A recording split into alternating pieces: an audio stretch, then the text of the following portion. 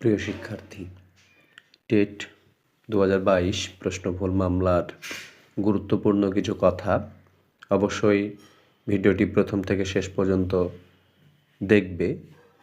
অনেক বিষয় তোমরা জানতে পারবে এবং যারা আমার চ্যানেলে একদমই নতুন তারা অবশ্যই চ্যানেলটিকে সাবস্ক্রাইব করে পাশে থাকবে, যাতে করে সমস্ত ধরনের ইনফরমেশান তোমরা সবার আগে পেতে পারো। তো টেট 2022 প্রশ্নভুল মামলার গুরুত্বপূর্ণ কিছু কথা। আমরা জানি যে টেট 2022 কমপ্লিট হয়েছে, এতে অ্যান্সার কি দিয়েছে, রেজাল্ট হয়ে গেছে, অনেক কিছু হয়ে গেছে, প্রায় কেটে গেল 1.5 বছর। তারপরেও একটা জটিলতা থেকেই গেছে। জটিলতা হচ্ছে এই যে কিছু সংখ্যক শিক্ষার্থীদের মনে হয়েছে, প্রায় 500 থেকে 700 সংখ্যক স্টুডেন্টের মনে হয়েছে যে না, পর্ষদ যে অ্যান্সারকে দিয়েছে তারপরেও মনে হয়েছে যে কিছু প্রশ্নে ভুলভ্রান্তি এখনও থেকে গেছে।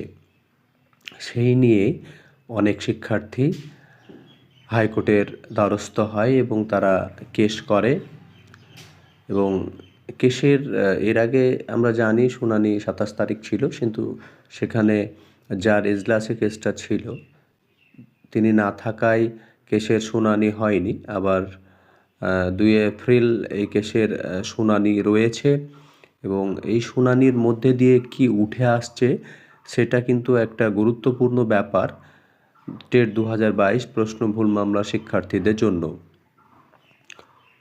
আমরা এর আগের ভিডিওতে জানিয়েছি যে পর্ষদ জানিয়েছে যে না, আমরা প্রায় 3 দফা কমিটি গঠন করে প্রশ্ন উত্তর চেক করিয়ে তারপরে আমরা রেজাল্ট প্রকাশ করেছি।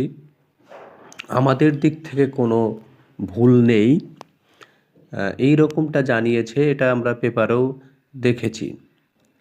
তো বিষয় হচ্ছে যে এখন পর্ষদ সভাপতি ঠিক বলছে না টেট 2022 প্রশ্নভুল মামলা শিক্ষার্থীদের যুক্তি রয়েছে যে না, এই প্রশ্নগুলো অবশ্যই ভুল।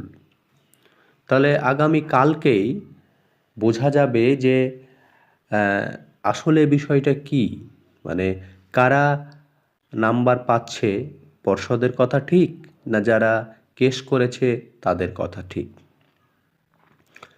তো অনেকটা ক্লিয়ার হয়ে যাবে একটা শুনানি হলে। কালকে শুনানিটা হলে অনেক কিছু ক্লিয়ার হয়ে যাবে যে কেস ডিসপোজ হওয়ার তো কথা নয়, নাম্বার তো বাড়ার কথা রয়েছে, কিন্তু কি হতে চলেছে সেটা কিন্তু আমরা আগামীকালকে স্পষ্টভাবে জানতে পারবো। অনেক শিক্ষার্থীদের মতে যে এর আগেও বলেছি যে দাদা পিটিশনার হতে পারবো কিনা। অবশ্যই পিটিশনার হওয়া যাবে, 2 এপ্রিলের পর পিটিশনার হওয়া যাবে যারা পিটিশনার হতে চাইছো। নাম্বার বাড়ার তো চান্স প্রবল তো রয়েছেই, যারা 75-77-এর ওপর রয়েছে, মোটামুটি SC ST OBC তাদের তো একটা পাস করার চান্স রয়েছেই। এবার বিষয় হচ্ছে যে আমার মনে হয় যে শুনানিটা দেখে নেওয়া ভালো, তারপরে কি হচ্ছে দিয়ে পিটিশনার হলে ভালো। তবে কোনো স্টুডেন্ট বা শিক্ষার্থীরা তোমরা যদি পিটিশনার না হও তাহলে কি তোমরা নাম্বার পাবে না? অবশ্যই নাম্বার পাবে, তবে সেটা যে যদি কেস প্রশ্নভুল মামলা শিক্ষার্থীদের পক্ষে আসে তাহলে সেখানে যে অর্ডার দেওয়া হবে সেই অর্ডারের ওপর ডিপেন্ড করছে যে নাম্বারটা কখন কিভাবে কারা পাবে, এই বিষয়গুলো রয়েছে। তো একদিকে পর্ষদ সভাপতি একরকম বক্তব্য রেখেছে, অন্যদিকে শিক্ষার্থীদের বক্তব্য এক। এখন বিষয় হচ্ছে যে কারা সঠিক বলছে আগামীকালকে আমরা জানতে পারবো। শিক্ষার্থীদের উদ্দেশ্যে এই কারণেই ভিডিওটা করা যে না, পরবর্তীতে পিটিশনার হওয়া যাবে। নাম্বার বাড়লে মোটামুটি 5-7 নাম্বার বাড়বেই যদি মনে হয়। আর তোমরা যারা দুশ্চিন্তার মধ্যে আছো দাদা পিটিশনার কীভাবে হব, কালকে বিষয়টা কি হচ্ছে আগে দেখি, তারপরে তখন তোমাদের আমাদের কোর্টের হাইকোর্টের উকিল বা আরও যারা দায়িত্ব আছে তাদের নাম্বারগুলো তোমাদের দেওয়া হবে। তোমরা সেই অনুযায়ী কথা বলে নিজের দায়িত্বে পিটিশনার হয়ে যাবে। কেননা আমি এসব ব্যাপারে দায়িত্ব নিই না, পরে টাকার বা কিছু হয়ে গেলে তখন বলবে যে দাদা আমাকে তো এরকম নাম্বার দিলেন, এভাবে টাকাটা নষ্ট হয়ে গেল, আমরা দায়িত্ব নিই না।